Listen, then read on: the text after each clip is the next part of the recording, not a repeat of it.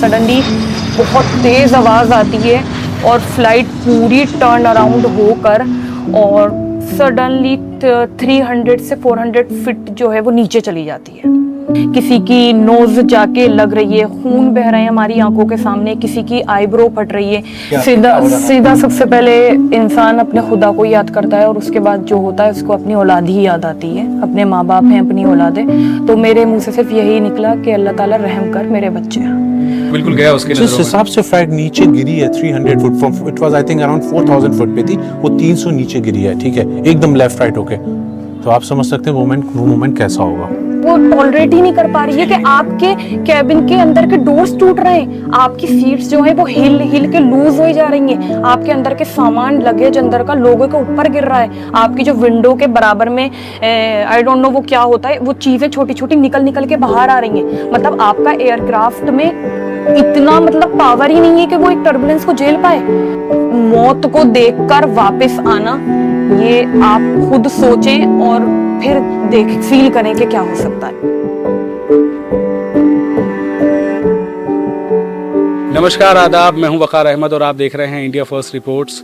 ये रिपोर्ट मैं बना रहा हूं, ये इंटरव्यू आपके सामने ला रहा हूं इस वजह से ताकि आपको पता हो कि जब आप फ्लाइट में हैं तो आपको फ्लाइट चूज़ करने का मौका सही मिले।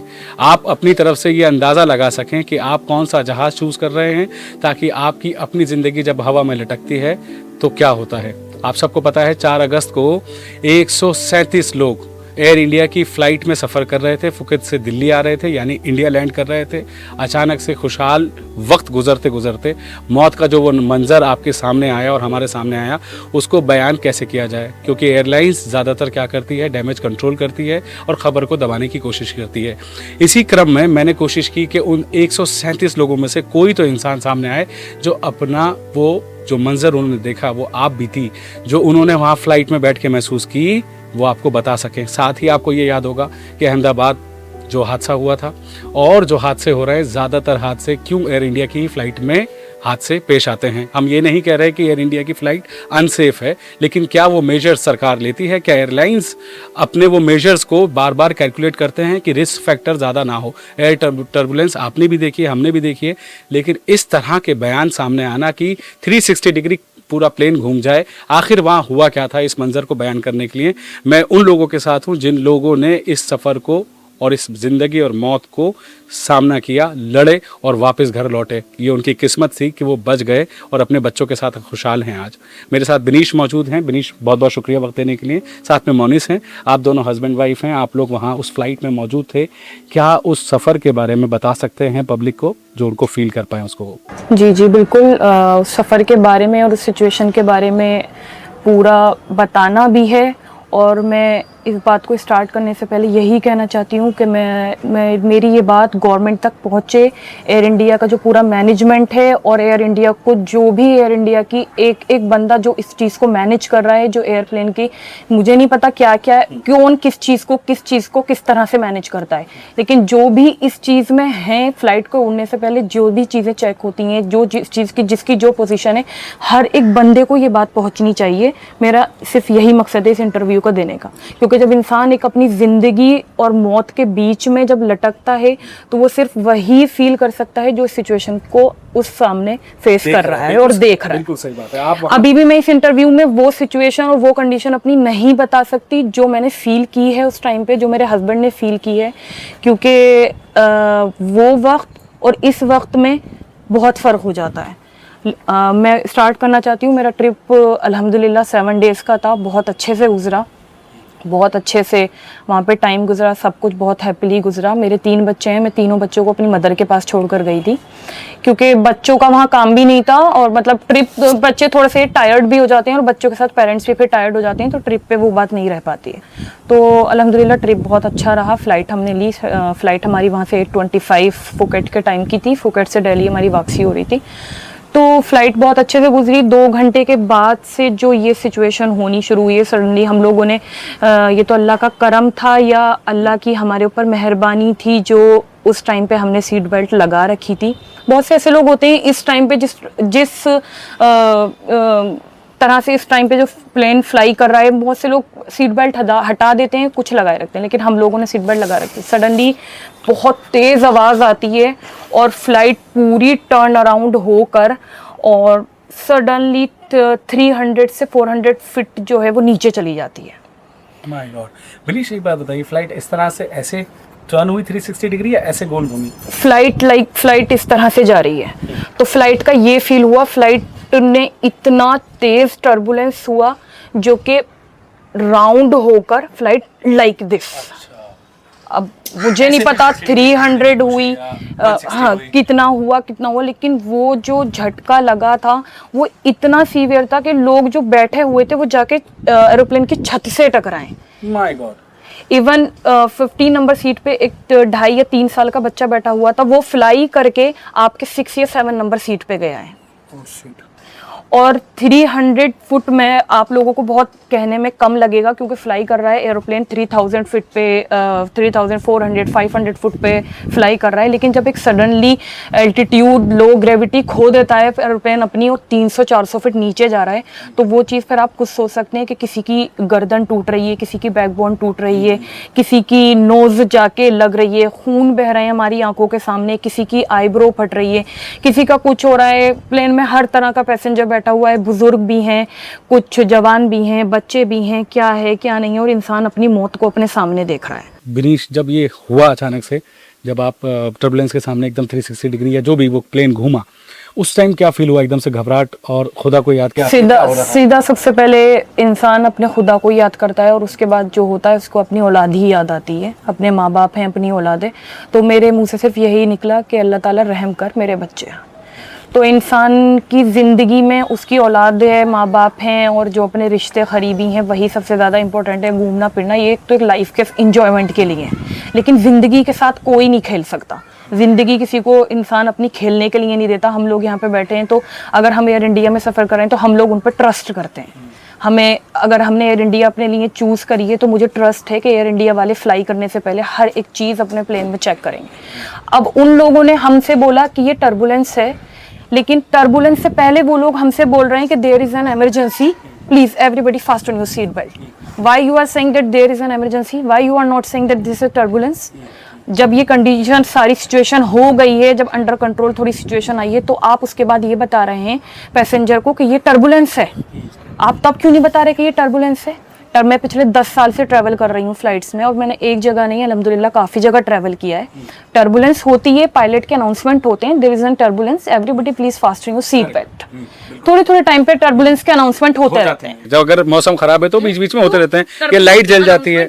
हाँ, लाइट जलती है कि हाँ please fasten your seat belt, आता रहेगा अनाउंसमेंट, चले ठीक है, और ये अच्छी बात है। लेकिन आप इस चीज़ का ना अनाउंसमेंट कर रहे हैं, सिचुएशन पूरी हो गई, उसके बाद आप पहले इमरजेंसी बता रहे हैं उसको और फिर इमरजेंसी को आप लोगों का माइंड ये डाइवर्ट कर रहे हैं कि ये टर्बुलेंस था। आई डोंट नो ये किस तरह का टर्बुलेंस था, मैंने कभी नहीं एक्सपीरियंस किया अपनी लाइफ में। आपके कहाँ चोट लगी अचानक? अल्हम्दुलिल्लाह अल्लाह ताला ने मुझे चुना कि मेरे अल्हम्दुलिल्लाह चोट नहीं लगी, लेकिन मेरी नज़रों के सामने बहुत लोगों के चोट लगी। किसी के कान का पर्दा फट गया, वो भी इंसान है, उनके भी माँ बाप हैं, उनके भी बच्चे हैं, उनके लिए भी मुझे उतनी ही तकलीफ हुई। वो भी इतना ही ट्रस्ट एयर इंडिया पे करके उस फ्लाइट में बैठे होंगे।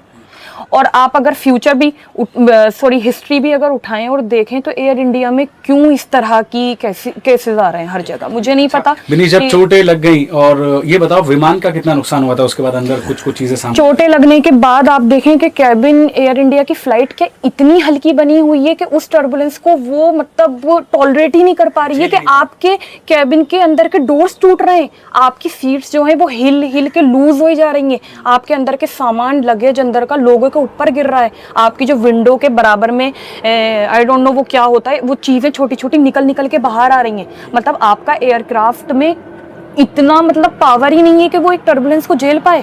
पहले तो आप टर्बुलेंस इससे बता रहे हैं, टर्बुलेंस छत के ऊपर से जहाज जा रहा है, थोड़ी कैफियत इसको फील कर पा रहे हैं क्योंकि इसी जहाज में, कभी ऐसे ही जहाज में आप भी ट्रैवल कर रहे थे। हर किसी को यही सजेस्ट करूंगी क्योंकि जिंदगी से प्यारी कोई चीज नहीं है इंसान के लिए। सही बात है, अपनी जिंदगी को बचा के रखो, सही फ्लाइट चुनो, ये कहना सही फ्लाइट चुनो। और मैं इंडिया की गवर्नमेंट पे पूरा ट्रस्ट करती हूँ। मुझे नहीं पता पहले आप लोगों ने टर्बुलेंस बोला या क्या बोला, उसके बाद ये टेक्निकल इशू था, पायलट की कुछ मिस्टेक थी, या फिर कुछ लोग कह रहे हैं कि पायलट ने दारू भी रखी थी, वो कुछ लोग बोल रहे हैं और ऐसे था।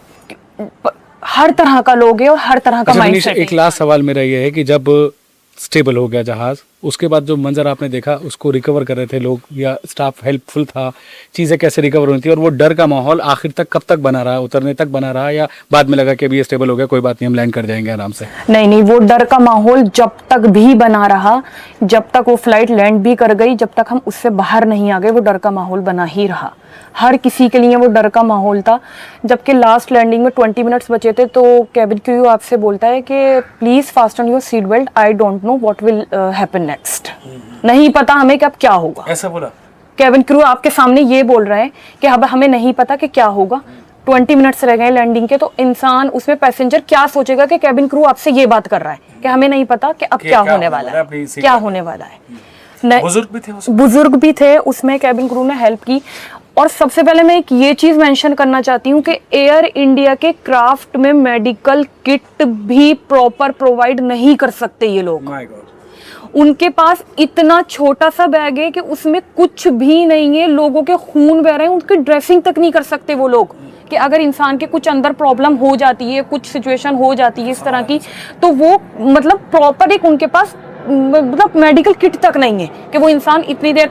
सबसे पहले क्राफ्ट जो हमारी ये सिचुएशन हुई है, लोगों को हार्ट की प्रॉब्लम होने लगी, शॉर्टनेस ऑफ ब्रीथ होने लगी, लोगों ये नियरेस्ट जो है लैंडिंग कर सकते थे, लखनऊ में कर सकते थे। एक और एयरपोर्ट आया है, लोग कह रहे हैं कि प्लीज प्लीज आप लैंडिंग कर दो, इमरजेंसी लैंडिंग कर दो। लोग परेशान पैसेंजर हुए, लेकिन इन्होंने इमरजेंसी लैंडिंग नहीं करी, ये अपनी ही कर रहे हैं। पायलट बार बार अनाउंसमेंट कर रहे हैं कि प्लीज वीडियो मत बनाइए, सोशल मीडिया पे मत डालिएगा, ये हमारे फ्यूचर का सवाल है, ये आपके फ्यूचर का सवाल है, हमारे फ्यूचर का क्या सवाल है? ये कोई सवाल ही नहीं है। क्या हम जिंदगी फ्यूचर में और मौत आपको को लगता है कि देखकर आके हम आवाज इस ना उठाए चीज के आदमी। बाद एयर इंडिया चूज करेंगे? ये हमारे तो फ्यूचर का सवाल नहीं है, ये तो आपके फ्यूचर का सवाल है। सही बात है। आप क्यों हमसे ये बात कह रहे हो कि आप सोशल मीडिया पे वीडियो नहीं डालें? शेयर्स गिर जाते हैं ना, हम अगर क्यों इतना नहीं बड़ा हादसा डालेंगे अगर सोशल expose हो मीडिया जाए पे? तो। हमें अब जैसे अपनी जान प्यारी है, ऐसे ही मुझे और लोगों की भी जान प्यारी है। हमदर्दी भी कोई इंसान के लिए कोई चीज होती है, और मैं अपनी सिचुएशन हर एक इंसान के सामने रखना चाहती हूँ। हर एक इस दुनिया में हर उस शख्स को बताना चाहती हूँ कि कोई भी प्लीज एयर इंडिया के ऊपर ट्रस्ट नहीं करे। एयर इंडिया में सरासर ये टेक्निकल इशू था। टर्बुलेंस मैंने बहुत अपनी लाइफ में 10 साल में देखे हैं। उसमें उस फ्लाइट में इवन इस तरह के भी लोग हैं जो 20 साल से, 25 साल से, 30 साल से ट्रैवलिंग कर रहे हैं, उन लोगों ने तो कभी ऐसा एक्सपीरियंस नहीं किया टर्बुलेंस। ये आप टर्बुलेंस कह के नहीं टाल सकते। लोगों के दिमाग से, लोगों की मेंटेलिटी से एयर इंडिया वालों प्लीज मत खेलो। मैं अपनी गवर्नमेंट से यही अपील करना चाहती हूँ कि आप इस चीज पे सख्त से सख्त कार्रवाई करें। मुझे नहीं पता कार्रवाई के क्या क्या रूल्स हैं, किस चीज को किस तरह से देखा जाएगा, किस चीज को किस तरह से नहीं देखा जाएगा। कैप्टन है, पायलट है, कैबिन क्रू, हर किसी पे इस टाइम पे केस होना चाहिए। एयर इंडिया की हर किसी का इस टाइम पे मतलब अंदर पूरी इनकी जांच पड़ताल होनी चाहिए कि क्या था क्या नहीं था। प्लीज अपने एयरक्राफ्ट की चीज़ों को सुधारें, अपने एयरक्राफ्ट को इतना मजबूत बनाएं कि वो टर्बुलेंस को झेल पाए। प्लीज लोगों की जिंदगी से ना खेलें। सर मोनी साहब, आप भी अपनी वाइफ के साथ वहाँ थे, अपने एक्सपीरियंस ज़रा मुझे बयान कीजिए। जिस तरह से ये सुनने में आ रहा है तो मेरी तो रूह काँप रही है, गुब्जम्स हो रहे हैं कि ऐसा क्यों, और ऐसा मंजर जो देखा जाए। फिर उसके बाद बोला जाता है टर्बुलेंस की वजह से हुआ, लेकिन क्या एयर इंडिया फ्लाइट वाकई में सिक्योर है? क्या महसूस किया आपने वहाँ पे? See, to be true, when we departed from Phuket, we were quite excited because we are reaching our homeland. So our kids were not there.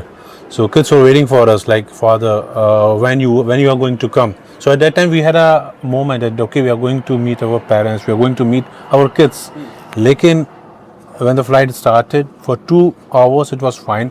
All of a sudden कुछ ऐसा होता है that we were informed that it could be a air turbulence, but that was not a air turbulence. It could be कुछ भी हो सकता है. It could be like a technical glitch in the aircraft, या फिर may be pilot की तरफ से कुछ मिस्टेक हुई हो. ठीक है, एक्शंस लिए गए थे, क्रू हेल्प कर रहा था, ठीक है, लेकिन हमें प्रॉपरली ये नहीं बताया गया था कि क्या हो रहा है. Even we were quite depressed. ठीक है, कि हमें ये नहीं पता था कि is that the exact reason, वही एग्जैक्ट रीज़न है, हमें नहीं बताया गया था. हमें जस्ट ये बताया गया था it's an air troubles, but that is not the reason. So everyone was in fear. That was a moment of fear कि हमें ये नहीं पता था कि we are going to land safely, we are going to meet our parents और not. जिंदा बच पाएंगे कि नहीं? Exactly. Even at the same time मेरे नेक्स्ट साइड में एक फॉरेनर बैठा था. He was also travelling from Phuket to Delhi. बाद में उसकी फ्लाइट थी टू लंदन। मेरी उससे कन्वर्सेशन हो रही थी उस मोमेंट के बाद। मैंने उससे पूछा कि have you ever encountered this situation before? उसने कहा नहीं, मैं फर्स्ट टाइम ये मेरे साथ सिचुएशन हुई है, और वो भी बहुत एकदम खोया हुआ था। और इवन उसने ये तक कहा था कि मेरी अराउंड ट्रांजिट फ्लाइट है 4 आवर्स का stay, then I will be travelling back to London. तो उस टाइम उसने कहा कि मैं अपनी फ़्लाइट कैंसिल करूँगा। मैं खुद एक फियर में था। उसने अपनी सामने वाली सीट पकड़ रखी थी। मौत का मंजर देख लिया था उसने सामने। मौत का मंजर उसने देख लिया था। एयर इंडिया का एक्सपीरियंस तो बिल्कुल गया उसके नजरों में। जिस हिसाब से फ्लाइट नीचे गिरी है 300 foot from, it was I think around 4000 foot पे थी, वो 300 नीचे गिरी है, ठीक है, एकदम लेफ्ट राइट होके। तो आप समझ सकते हैं वो मोमेंट कैसा होगा। बहुत टेरिफिक मोमेंट। जब आप लोग घर लौटे थे तो उस दिन रात को सो पाए थे ठीक से? मैंने आपको बताया कि मैं एक्चुअल में साइकेट्रिक पेशेंट हूँ और मैंने कुछ टाइम से दवाइयाँ छोड़ रखी थी, लेकिन मेरी कल से फिर से दवाइयाँ मेरी डबल डोज स्टार्ट हो चुकी है इस सिचुएशन के बाद। और मैंने स्लीपिंग मेडिसिन भी ली हैं इसके बाद, और मुझे रात में भी अटैक आया है, पैनिक अटैक, इस ही सिचुएशन का। और मुझे नहीं पता अब मेरी लाइफ में आगे क्या होने वाला है। मैं अगेन फिर से इस सिचुएशन को डील करने वाली हूँ या क्या है क्या नहीं है, इसमें फिर से मैं पढ़ने वाली हूँ, क्योंकि बहुत टाइम के बाद मेरी तबीयत में इम्प्रूवमेंट आया था।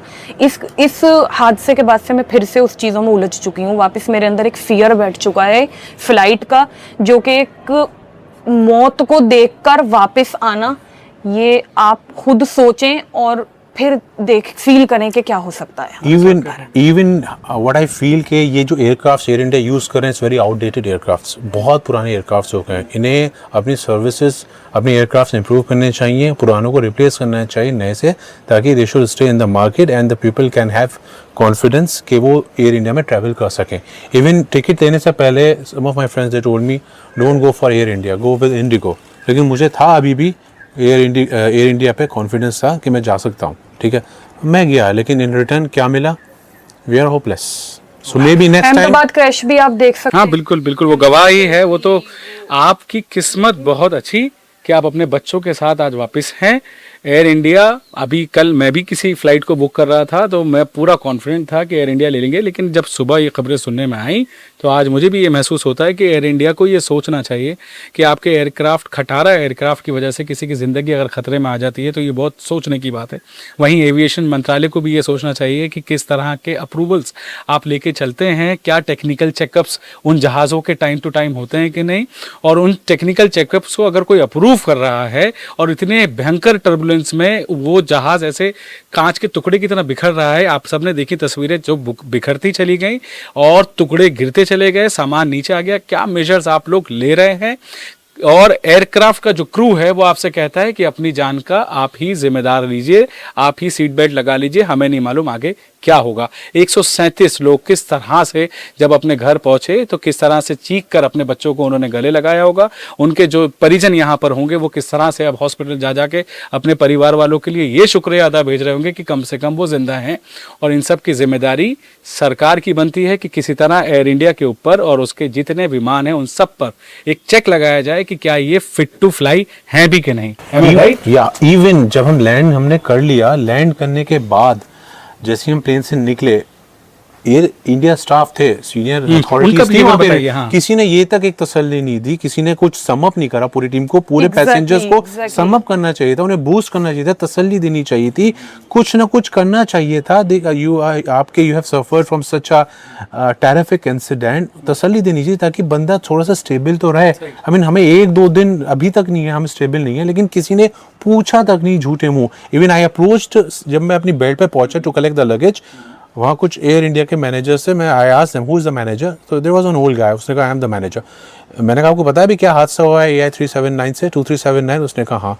मैंने कहा तो मुझे बताइए what is the root cause, क्यों हुआ इंसिडेंट, हमें जानना है भाई, as a passenger we need to know, ताकि हम नेक्स्ट टाइम जा सकें, एयर इंडिया से नहीं जा सकें। उनके पास ऐसा कोई रीज़न था नहीं। अभी हमें चाहिए रीज़न कि भाई क्यों हुआ है, क्या रिपोर्ट है उसकी। सोशल मीडिया पे फैल रहा है it could be due to turbulence, but we are not that expert, but we can know what is turbulence. Turbulence एकदम 300 फीट नीचे गिरेगा नहीं गिरेगा, तो हमें भी चाहिए what's your analysis, what's your evidence, ठीक है, क्या आपकी रिपोर्ट, इस इंसिडेंट की क्या रिपोर्ट है, क्या आउटकम है, आप पैसेंजर्स को बताइए ताकि उन्हें कॉन्फिडेंस आए। हमें ऐसा किसी ने कुछ नहीं बताया, ना कोई तसल्ली दी। बिल्कुल सही। तो बिनीश और मोनिस अपनी ज़िंदगी में दोबारा से स्टार्ट ले रहे हैं, एक फ़्लाइट और पकड़ने जा रहे हैं, लेकिन वो जो हादसा एयर इंडिया की फ़्लाइट से उनको पेश आया, उनके जहन पर पूरी तरह से वो छप चुका है। वो ज़िंदगी और मौत का जो मंज़र वो देख कर आए।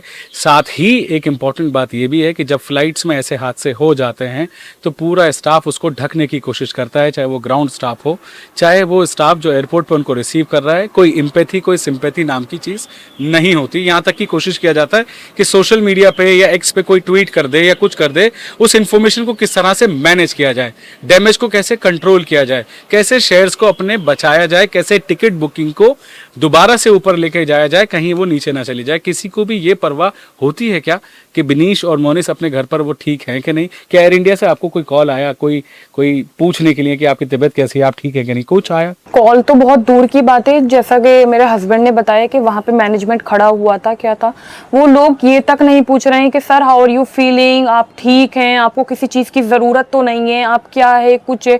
वो सिर्फ ये बोल रहे हैं अगर किसी को ज़रूरत है व्हील चेयर की तो आ जाएं आगे, अगर किसी को ज़रूरत है ट्रीटमेंट की तो आ जाएं आगे। सिर्फ ये पूछ रहे हैं। अगर जो थोड़ा सही है, अल्हम्दुलिल्लाह अल्लाह के शुक्र से जो लोग सही हैं, आप कम से कम उनको कुछ दिलासा तो दो, उनके लिए बोलो तो क्या आप लोग ठीक है, प्लीज़ परेशान मत हो। ये इस तरह का कुछ हो जाता है। कैबिन क्रू तक मतलब बस ये था कि जैसे अपनी एक ड्यूटी पूरी कर रहा है वहाँ पे। इवन वो लोग बात तक नहीं करना चाह रहे थे, वो सिर्फ जैसे कि एक फॉर्मेलिटी, बस किसी तरह से आप निकल जाएं और ये सिचुएशन ढक जाए, और बस ये सब लोग यहाँ से निकले, बस ये सिचुएशन हमारी ढप जाए। और बार बार पायलट का सिर्फ एक कहूँगा, प्लीज आप वीडियोस मत बनाइए और सोशल मीडिया पे मत डालिए प्लीज। फिलहाल ये खबर तो बहुत बड़े पैमाने पे खुल गई है। आप सब अगर इस खबर को देख रहे हैं, इस इंटरव्यू को सुन रहे हैं और बिनीश और मोनिस के साथ अगर आप अपनी कंडीशन को जोड़ कर देखते हैं तो ये ज़रूर सोचिएगा कि जब आप सड़क से गुजरते हैं तो भी हादसा हो सकता है, और जब आप आसमान में होते हैं तो आपकी पूरी ज़िंदगी की जिम्मेदारी उस पायलट और उस क्रू स्टाफ की होती है जो उस विमान को उड़ा रहा है, और उस विमान की पूरी जिम्मेदारी उस ऑर्गेनाइजेशन की है, एयर इंडिया की, कि आपको ये देखना चाहिए कि क्या आप खटारा विमानों में पब्लिक की ज़िंदगी को हवा में लेकर चल रहे हैं कि नहीं। अगर आपने ये वीडियो देखा है और आप भी उस फ्लाइट में मौजूद थे, हमारे इंस्टाग्राम पर जाके आप हमें डायरेक्ट मैसेज कीजिए। अगर आप इंडिया के किसी भी कोने में होंगे, हम कोशिश करेंगे आपसे बात करने की और आपकी ये बात लोगों तक पहुँचाने की। तो कैसा लगा आपको ये इंटरव्यू, और इसके बारे में अगर आप हमसे कुछ कहना चाहते हैं तो हमें ईमेल भी कर सकते हैं और हमारे साथ इंस्टाग्राम पे डायरेक्ट मैसेज के जरिए जुड़ सकते हैं। बहुत बहुत शुक्रिया बिनीश, बहुत बहुत शुक्रिया मोनिस, आपने वक्त दिया उसके लिए, और आप लोग इस खबर पर जुड़े, आप सबका शुक्रिया। कैमरामैन मोहम्मद नसीम के साथ मैं Waqar Ahmed, India first reports, Delhi.